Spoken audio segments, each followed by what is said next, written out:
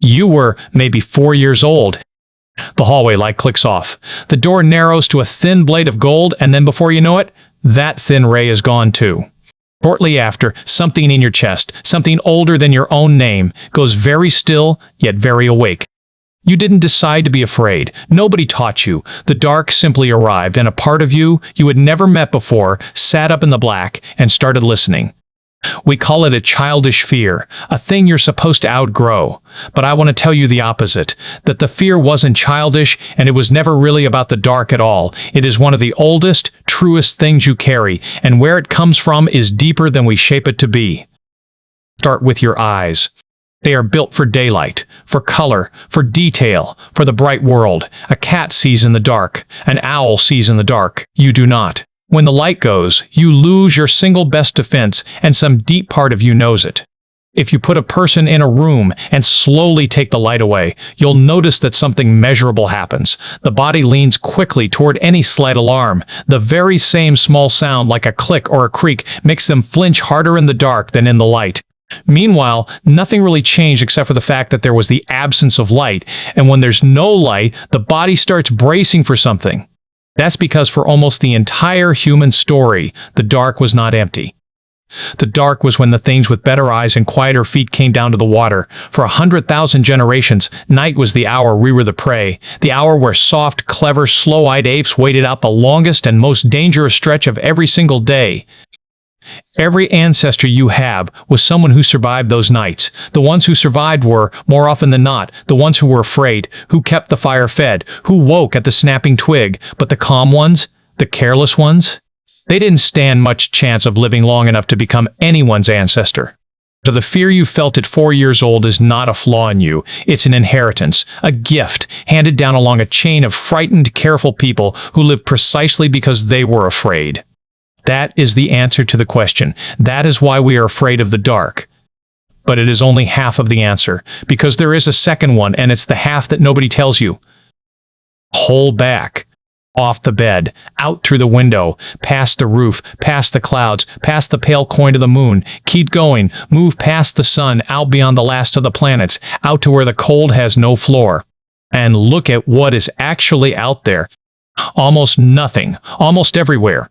The universe is, on average, just a few degrees above the coldest cold there is. It's a vast, silent, and freezing dark that is stretching farther than light itself has even had the time to cross. The stars look like they fill the sky. They don't. They are rare sparks that are scattered impossibly thin. They are like tiny furnaces flung across an ocean of black that dwarfs every one of them.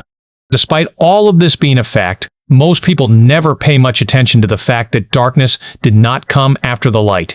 It came before it. For the first few 100 million years after the universe began, after its first faint glow went cold, there were no stars at all. There was no such thing as suns or day anywhere in all of creation.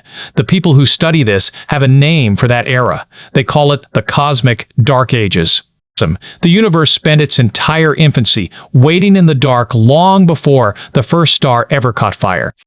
And someday, unimaginably far from now, the last one will go out. The fires are temporary. Every sun that burns is spending fuel it can never get back. The light is the interruption. The dark is the long, patient thing on either side of it.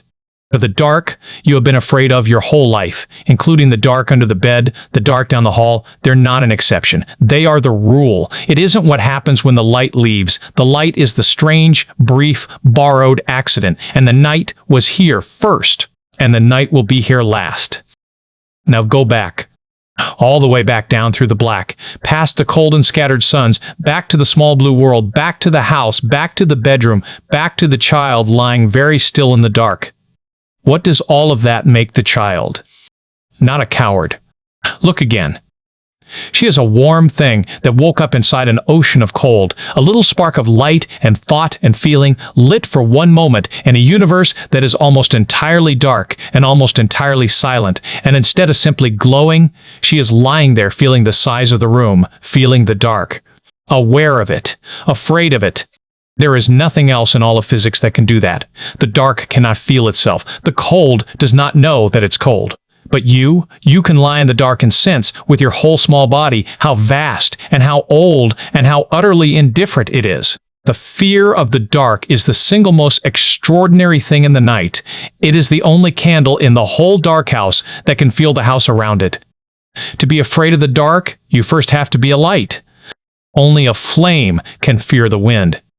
But think again about that small, absurd little object called the nightlight, the one apparently is burning in the corner, a single warm glow against the whole of the dark. We used to think it was foolish, a thing to grow out of. It was never foolish. That is the entire human story, told in one object on a bedroom floor.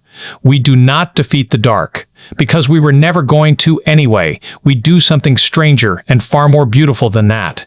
For one breath, one lifetime, one borrowed and impossible moment, we get to be the part of the dark that glows, the part that looks around, the part that is awake. You were maybe 4 years old, afraid of the dark, but you should have been amazed, because you were the most astonishing thing in the room. You still are.